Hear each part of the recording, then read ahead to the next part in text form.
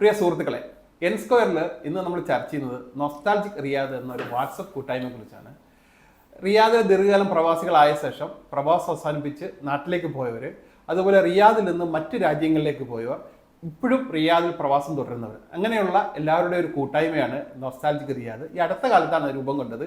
എല്ലാവരുടെയും ഈ ബത്തയുമായി ബന്ധപ്പെട്ട് റിയാദ് അതുപോലെ ബത്തഹ ഇതുമായി ബന്ധപ്പെട്ടുള്ള ഓർമ്മകൾ പങ്കുവെക്കുന്ന ഒരു സ്ഥലമാണത്.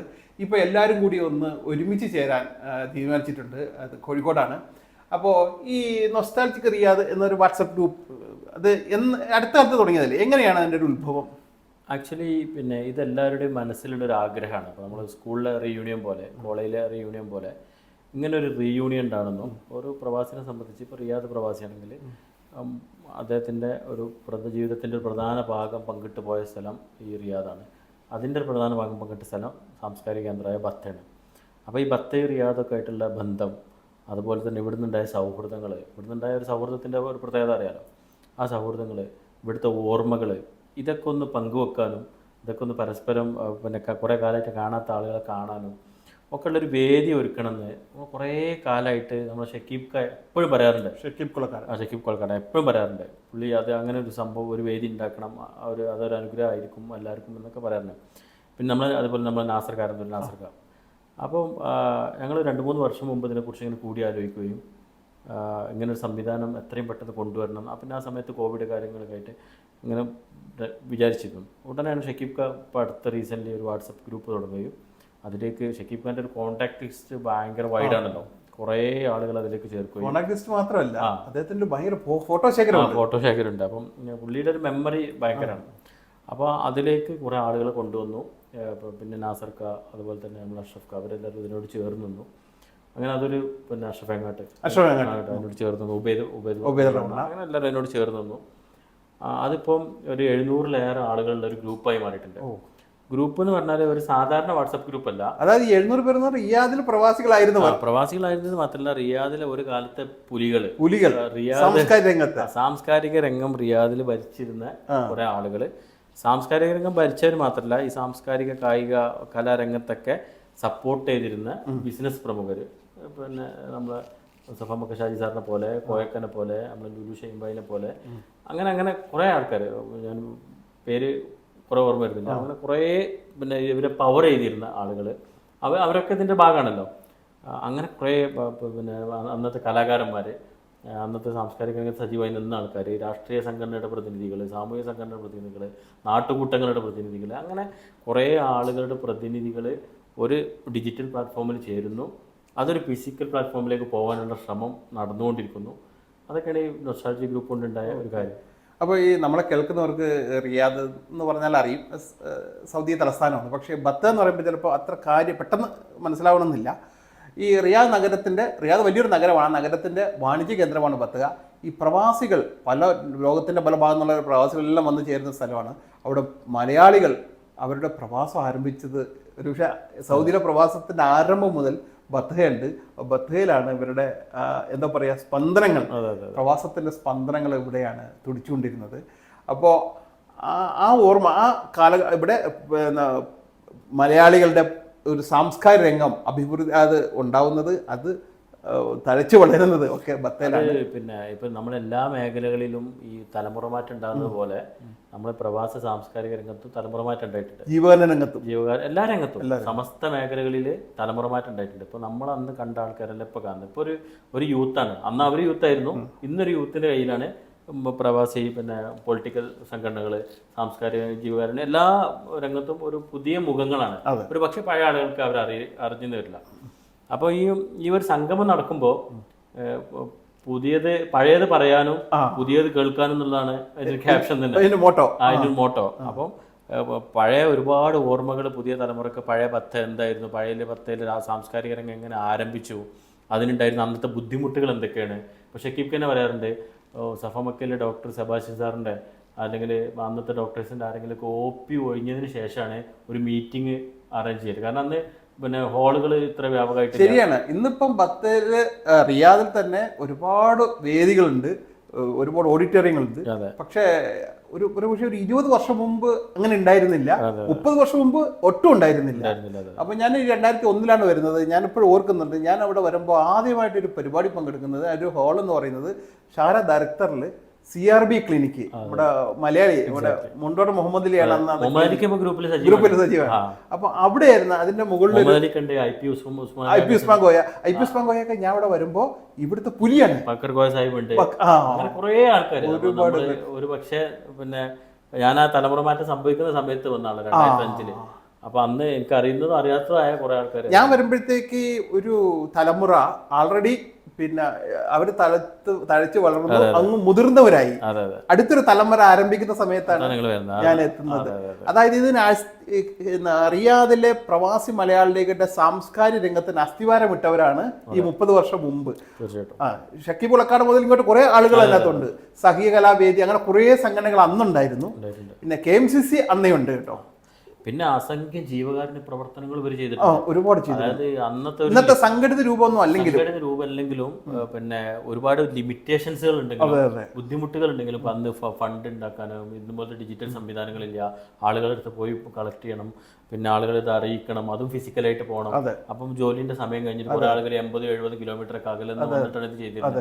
അപ്പൊ വലിയ രീതിയിൽ പിന്നുള്ള ഒരു മാസ് ക്യാമ്പയിൻ കുറച്ച് പിന്നെ ഹാർഡ് വർക്ക് ചെയ്തിട്ടുണ്ട്. അതെ, എനിക്കിപ്പോഴും ഓർമ്മയുണ്ട്, ഈ 50 കിലോമീറ്റർ അപ്പുറത്തു നിന്നാണ് കുറെ ആളുകൾ വന്നത്. അപ്പൊ അഷ്റഫ് വടക്കവിളെ പോലുള്ളവർ അവരൊക്കെ വന്നിരുന്നത് അവിടെ നിന്നാണ്. അഷ്റഫ് ഖാനെ പറ്റി 2-3 കൂട്ട് വ്യാഴാഴ്ച അപ്പൊ അങ്ങനെ കുറെ വിദൂര പ്രദേശത്ത് വരെ വന്നിരുന്നത്. പിന്നെ ഇതിന്റെ ഈ പ്രവാസത്തിന്റെ തുടക്കം ഒരു 100 പേരൊക്കെ മലയാളികൾ മാത്രം ഉണ്ടായിരുന്ന ഒരു കാലഘട്ടം ഉണ്ടറിയാം. അന്ന് ഇതിന് തുടക്കമിട്ടൊരാള് KS രാജനാണ്. നമുക്കൊരു നൊമ്പരത്തോടെയാണ് ഓർക്കുന്നത്, അദ്ദേഹം മരിച്ചുപോയി. പിന്നെ ഈ റിയാദിലെ സാംസ്കാരിക രംഗത്തിന് ഇത്രയും സജീവമാക്കിയ ഒരു പ്രധാന പങ്ക് വഹിച്ചാൽ റിയാദിലെ ഒരു മാധ്യമപ്രവർത്തനായിരുന്ന പത്രപ്രവർത്തനായിരുന്ന KU ഇക്ബാലാണ്. അദ്ദേഹം ഇപ്പം നമ്മളോടൊപ്പില്ല. അത് 2001 അത് തുടങ്ങുന്നത്. അങ്ങനെ ഇതിനൊക്കെ സജീവമാക്കി നിർത്ത കുറേ ആളുകൾ നമ്മുടെ കയ്യിൽ മറഞ്ഞു പോയിട്ടുണ്ട്. ബാക്കി കുറേ ആൾക്കാർ പ്രവാസം അവസാനിപ്പിച്ചു പോയി. അവരൊക്കെയാണ് ഇവിടെ കൂടുന്നത്. പിന്നെ എംബസിയിൽ ഒരുപാട് ജനകീയ ഉദ്യോഗസ്ഥരുണ്ടായിരുന്നു. ഇപ്പോൾ VV നാരായണ സാറിനെ പോലെ, മുരളീധര സാറിനെ പോലെ, ഒരു ബാലേന്ദ്ര സാറിനെ പോലെ കുറേ ആളുകളുണ്ട്. അതിൽ എനിക്ക് തോന്നുന്ന VV നാരായണ സാറും മുരളീധര സാറും സജീവമായെന്ന് തോന്നുന്നു ഗ്രൂപ്പിൽ, ഇല്ലേ? അവര് വന്നിട്ടുണ്ട്. പിന്നെ പഴയ ജീവന പ്രവർത്തകർ വന്നിട്ടുണ്ട്. പിന്നെ കലാകാരന്മാർ, ഒരുപാട് കലാകാരന്മാരാണ്.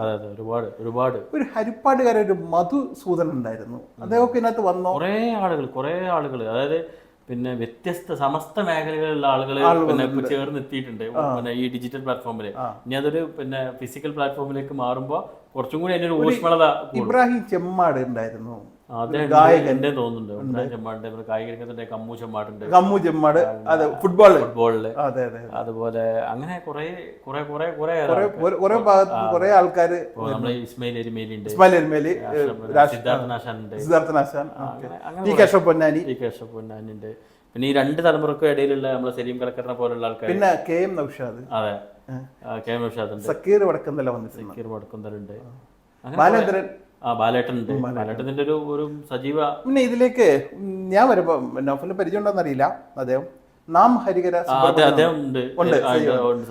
ഞാൻ വരുമ്പോ, ഞാൻ 2001 വരുമ്പോ അദ്ദേഹം സജീവമായി തുടങ്ങിയിട്ടുണ്ട്. അദ്ദേഹം മനോഹരമായി പ്രസംഗിക്കുന്ന ഒരാളാണ്. അതുതന്നെ പ്രസംഗമൊക്കെ നമ്മളിങ്ങനെ കേട്ടിരുന്നു പോകുമായിരുന്നു. അങ്ങനെ അന്നത്തെ വേദികളെ സജീവമാക്കിയ കുറെ ആളുകൾ ഉണ്ടായിരുന്നു. ഇന്നത്തെക്കാൾ സജീവമായിരുന്നു. അതുകൊണ്ട് തന്നെ ഇപ്പൊ കഴിഞ്ഞ ദിവസങ്ങളിലായിട്ട് ഈ പരിപാടിയുടെ ക്യാമ്പയിനായിട്ട് കുറെ പോസ്റ്ററുകൾ ഇങ്ങനെ പുറത്തിറങ്ങുന്നുണ്ട്. അതിന് വ്യാപക പിന്നെ സ്വീകാര്യതയാണ് കിട്ടുന്നത്. ആ കിട്ടുന്നതിന്റെ ബാക്കില് അവരെ നൊസ്റ്റാൾജിയാണ് അത് പൊക്കിക്കൊണ്ടിരിക്കുന്നത്. ഈ നൊസ്റ്റാൾജിയ ഒരു രോഗമാണല്ലോ, മനോഹരമായ ഭൂതകാലമുള്ളവരെ ബാധിക്കുന്ന. അപ്പൊ ആ രോഗം ബാധിച്ച 10-700 ആളുകളാണ് ഞാനും നിങ്ങളൊക്കെ അടക്കം അതിലുള്ളത്. അപ്പം അതുകൊണ്ട് അത് ഉണർത്തുന്ന ഇപ്പൊ ഈ പോസ്റ്ററുകളിൽ വരുന്നത് ബത്തേരി കോയിൻ ഇട്ട് വിളിക്കുന്നത്, ബത്തേരി നമ്മളെ 2 റിയാലിന്റെ ബസ്, കോസ്റ്റർ, ഇന്നത്തെ ഈ വലിയ മെട്രോ വലിയ ബസ് അല്ല, നമ്മൾ കണ്ടിരുന്ന ബസ് ഉണ്ടല്ലോ യമനികൾ ഓടിച്ചിരുന്ന ആ ബസ്. അതുപോലെ തന്നെ ബത്തേരി ചായ കുടിക്കുന്ന സംഭവങ്ങള്, അങ്ങനെ കുറേയേറെ നൊസ്റ്റാൾജിയ. അപ്പൊ അതിലിങ്ങനെ ആളുകൾ കമന്റ് ചെയ്യണേ. അപ്പം അത് കൂടെ അവരുടെ അനുഭവങ്ങൾ, ആ ബസ്സിൽ കയറിയ അനുഭവം, ബത്തേരി തെരുവിൽ നിന്ന് ചായ കുടിച്ച അനുഭവം, കോയിൻ ബൂത്തിൽ ഇട്ടിട്ട് പിന്നെ പൈസ ഇട്ട് ഫോൺ ചെയ്ത അനുഭവം, അങ്ങനെ അനുഭവങ്ങൾ ഇങ്ങനെ ഷെയർ ചെയ്യണേ. അപ്പോൾ ഈ അനുഭവങ്ങൾ ഷെയർ ചെയ്യാൻ ഒരു വേദി ഉണ്ടാക്കി കൊടുക്കുക എന്ന് പറഞ്ഞാൽ വലിയ കാര്യമാണ്. നമ്മൾ കേൾക്കാനും ആണല്ലോ ഒരു വേദി. നമ്മുടെ ഈ ബത്തയുടെ ഹൃദയഭാഗത്താണല്ലോ കേരള മാർക്കറ്റ് ഉള്ളത്. അതെ അതെ. അപ്പൊ ഈ കേരള മാർക്കറ്റിൽ സങ്കടമുക്കെന്നൊക്കെ വിളിച്ചിട്ട് ഒരു കഥ എഴുതിയ ഒരാളുണ്ട്, ഡോക്ടർ ടി പി നാസർ. അദ്ദേഹം ഈ ഗ്രൂപ്പിൽ വന്നിട്ടുണ്ടോ? അന്ന് ഞാൻ വരുമ്പോ ഇവിടുത്തെ ഒരു സജീവമായ കഥാകൃത്തായിരുന്നു അദ്ദേഹം. അബാദ ഹോസ്പിറ്റലിൽ വർക്ക് ചെയ്തിരുന്നു. ആ അതെ അതെ അതേപോലെ. അപ്പൊ ഈ കേരള മാർക്കറ്റ് നല്ല തീ പിടിച്ചത് 2007. അപ്പൊ ആ തീപിടുത്തം ശരിക്കും റിയാദിലെ ഒരു ഗല്ലിയിലാണ് യഥാർത്ഥത്തിൽ തീപിടുത്തത്. 2 ഗല്ലിയില്, കേരള മാർക്കറ്റിലും അതുപോലെ യമനി മാർക്കറ്റിലും. പക്ഷെ ഇത് കേരളത്തിന്റെ തീയായി മാറിയായിരുന്നു, കേരളത്തിന്റെ മനസ്സിലെ തീയായി മാറിയിരുന്നു. അപ്പോഴാണ് അറിയുന്നത് ഈ റിയാദിന്റെ ബത്തേക്ക് നമ്മുടെ പ്രവാസത്തിലേക്ക് വരാത്ത മലയാളികളുടെ വീടുകളിൽ പോലും വലിയ സ്വാധീനമുണ്ട്. അന്ന് ശരിക്കും ഒരു റമദാനിന് വൈകിട്ടാണ് ഇത് സംഭവിക്കുന്നത്. ആ സമയം ഒരു നോമ്പ് തുറ കഴിഞ്ഞ ഉടനെ ബത്ത നിറഞ്ഞിരുന്നു. പിന്നീട് സുരക്ഷാ ഉദ്യോഗസ്ഥർ പണിപ്പെട്ടത് തീ അണക്കാനല്ല, കാരണം ഒരുപാട് ആളുകളുടെ ഉറ്റവരുണ്ട്, ഉടയവരുണ്ട്, നാട്ടിൽ നിന്ന് ഫോണുകളുടെ ഒഴുക്കാണ്, നേതാക്കന്മാരുടെ വിളിയാണ്. അപ്പോൾ നമ്മുടെ കേരളത്തിന്റെ റിയാദിലൊരു മിനിയേച്ചറാണ് കേരള മാർക്കറ്റ്. ആ കേരള മാർക്കറ്റിൽ എന്ത് സംഭവിച്ചാലും കേരളത്തിന്റെ എല്ലാ ഭാഗത്തും അത് ടച്ച് ചെയ്യും. ഇന്നത്തെ പോലെ ഇത്ര വലിയ ഡിജിറ്റൽ സംവിധാനമൊന്നുമില്ല, സോഷ്യൽ മീഡിയ ആയിട്ടില്ല. അപ്പം കിട്ടിയ വാർത്ത വാട്സപ്പില്ല, ഏതോ ഒരു TV-യിൽ പോയ സ്ക്രോളിങ്, പിറ്റേ ദിവസം പത്രങ്ങളിൽ വന്ന വാർത്ത, ഇതൊക്കെ വെച്ചിട്ട് ആളുകൾ ഭയങ്കരമായിട്ട് അതിനെക്കുറിച്ച് അന്വേഷിക്കുമായിരുന്നു. കാരണം ആ നാട്ടിലെ റിയാദിലുള്ള ഓരോ പ്രവാസിന്റെ വീട്ടിൽ ബത്തുണ്ട്. ബത്ത എന്നറിയാത്ത ഒരു വീടുണ്ടാവില്ല. റിയാദിലെ പ്രവാസിയാണെങ്കിൽ റിയാദിലെവിടെ വെച്ചാൽ ബത്തനാണ്. ഇപ്പോഴും ഓർമ്മയുള്ളത്, ഒരുപക്ഷെ ഈ വിവിധ രാഷ്ട്രീയ പാർട്ടികൾക്ക് ഇവിടെ അവരുടെ അനുഭവ സംഘടനകളുണ്ട്, അതിന് പുറമെ വിവിധ സാംസ്കാരിക സംഘടനകളുണ്ട്. പക്ഷെ ഈ സംഘടനകളെല്ലാം ഒറ്റ വേദിയിൽ വന്ന് ഒരുമിച്ച് നിന്ന് പ്രവർത്തിച്ചത് ആ തീപിടുത്തത്തിലാണ്. അതിൽ ദുരിതം അനുഭവിച്ചവരെ സഹായിക്കാൻ വേണ്ടി NRK അന്ന് ഒരുപാട് വ്യവസായികൾ അതിനകത്ത് സഹായിക്കേണ്ടായി, വലിയ സഹായങ്ങൾ നൽകി. അതെ. അപ്പൊ NRK ഫോറം ഉണ്ടായിരുന്നു, അതായത് എല്ലാ സംഘടനകൾക്കും ഒരു വേദി. അതിനുശേഷമാണ് ഈ ചെറിയ നാട്ടുകൂട്ടായ്മകളുണ്ടല്ലോ നമ്മുടെ ഫോർക്ക് വന്നത്. അതിനു വേണ്ടി ഒരു കൂട്ടായ്മ തീപിടുത്ത സമയത്തില്ല, അതിന് ശേഷം വന്ന്. അപ്പൊ അങ്ങനെ റിയാദ് ഭയങ്കര സജീവമായിരുന്നു. സംഘടനകളുടെ ബത്ത് നന്നായിട്ട് പറക്കുന്ന ഒരു സമയമായിരുന്നു കേരള മാർക്കറ്റ്. നല്ല ഉയരത്തിൽ പറന്നിരിക്കുന്ന സുവർണകാലം, ഉയരത്തിൽ പറന്നുകൊണ്ടിരിക്കുന്ന പക്ഷി പെട്ടെന്ന് ചിറകറ്റ് വീണ പോലെയാണ് ഒരു രാത്രി. അതും പെരുന്നാളിന് വേണ്ടി സമാഹരിച്ച കുറെ സാധനങ്ങളുടെ മോർച്ചറി ആയിട്ട് ഒരു ദിവസം ഇത് മാറാണ്. പ്രൊഡക്റ്റുകൾ, തുണികള്, ടോയ്സുകൾ, അങ്ങനെ കുറെ സംഭവങ്ങളുടെ ഒരു മോർച്ചറി ആയിട്ട് മാറാണ്. ആ സമയത്താണ് NRK ഉൾപ്പെടെ ഇവിടുത്തെ ബിസിനസ്സുകാരുൾപ്പെടെ ഒരു സംഘം വന്നിട്ട് അവരങ്ങനെ ചേർത്ത് പിടിക്കുന്നത്. അത് കേരളത്തിലൊന്നും ഇപ്പോഴും ആ ഒരു വൈകാരിക സംഗതി എത്തിയിട്ടില്ല നമുക്ക് പറയാൻ പറ്റില്ല, കാരണം നമ്മളത് നേരെ കണ്ടതാണ്. അങ്ങനെ ചേർത്ത് പിടിച്ചവരുടെ കൂട്ടത്തിൽ 700 റിയാൽ ശമ്പളമുള്ളവര്, 1000 റിയാൽ ശമ്പളമുള്ളവര്, ലക്ഷങ്ങളുടെ ബിസിനസ് ചെയ്യുന്നവര് ഒക്കെ ഉണ്ടായിരുന്നു. തീർച്ചയായിട്ടും അതാണ് ഈ സംഭവം തന്നെ.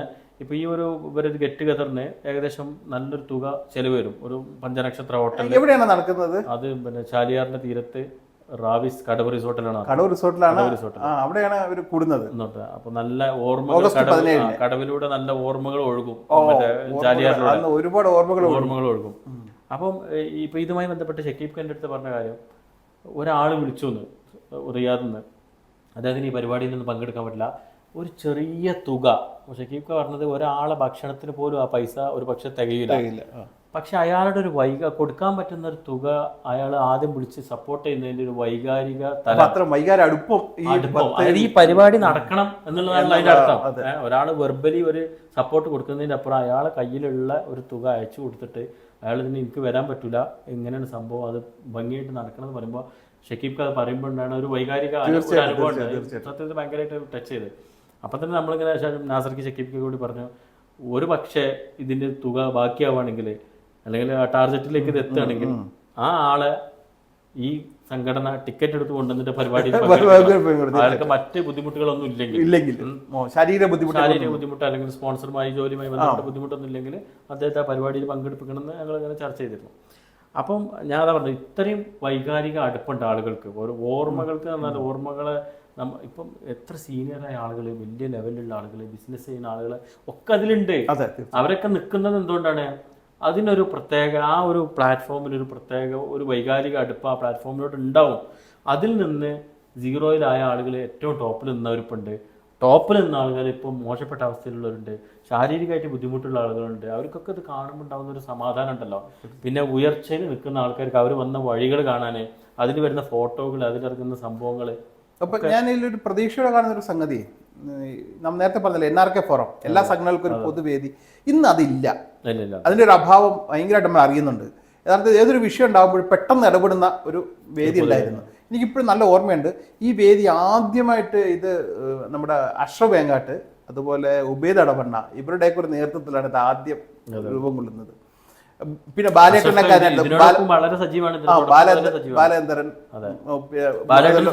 അതല്ല മുരളിയേട്ടൻ ഒരു പൊതുവേദി ഉണ്ടാക്കാൻ വേണ്ടി ശ്രമിച്ചിരുന്നുണ്ട്.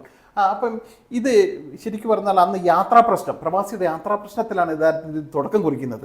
അതിനുശേഷം പിന്നീട് ഈ കേരള മാർക്കറ്റ് കത്ത്, അങ്ങനെ പിന്നെ ഒരുപാട് വിഷയങ്ങളിൽ ഏറ്റവും ലാസ്റ്റ് പ്രളയ സമയത്ത് വരെ. പക്ഷെ ഇപ്പൊ അത് സജീവമല്ല. അപ്പൊ ഞാൻ പറയുന്നത് ഈ ഓർമ്മകൾ ഒഴുകുമല്ലോ, ഇവിടെ കടവ് റിസോർട്ടില് ഓർമ്മകൾ ഒഴുകി വരുമ്പോൾ ഈ NRK ഫോറത്തിന്റെ ഓർമ്മകൾ ഒഴുകി വരണം.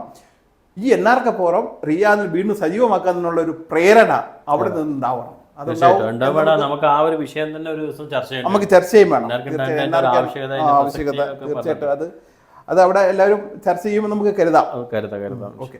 ഏതായാലും റിയാദിലെ പ്രവാസം എന്ന് പറഞ്ഞത്, മലയാളിയുടെ പ്രവാസം എന്ന് പറയുന്നത്, അതിനെ സ്പർശിക്കാത്ത ഒരു മനുഷ്യരും ഇല്ല. കേരളത്തിലെ ഈ രാഷ്ട്രീയ നേതാക്കളും സാംസ്കാരിക നായകരും എല്ലാം റിയാദിൽ വന്നിട്ടുണ്ട്. ഇവരെല്ലാം കൊണ്ടുവരാൻ വേണ്ടി പരിശ്രമിച്ച ഒരുപാട് ആളുകളാണ് ഈ ഒരുമിച്ച് കൂടെ പോകുന്നത്. അപ്പോൾ ഇത് ഒരു വലിയ സക്സസ് ആയി മാറട്ടെ എന്നാണ് നമുക്ക് ആശംസിക്കാൻ ആഗ്രഹിക്കുകയും ചെയ്യുന്നത്. ഇത് ഒരു പുതിയൊരു നാന്ദി കുറിക്കട്ടെ. ഇതിന്റെ നമ്മുടെ അടുത്തൊരു ഘട്ടത്തിലേക്ക് മലയാളിയുടെ പ്രവാസം റിയാദിൽ പുതിയൊരു ഘട്ടത്തിലേക്ക് കടക്കുകയാണ്. അതിന്റെ ഒരു തലമുറ മാറ്റം സംഭവിച്ച എല്ലാ മേഖലയും അതുപോലെ ഇതിന് തലമുറ മാറ്റം സംഭവിച്ചാണല്ലോ. അപ്പം ഇവരൊരു മോട്ടോ ക്യാപ്ഷൻ തന്നെ അതാണ്, പഴയത് പറയാനും പുതിയത് കേൾക്കാനും. അപ്പൊ ഇത് രണ്ടും അവിടെ പഴയ തലമുറക്ക് പുതിയ തലമുറയോട് പുതിയത് പറയാം. അതായത് പുതിയ പ്രവാസികളും അവിടെ പങ്കെടുക്കും.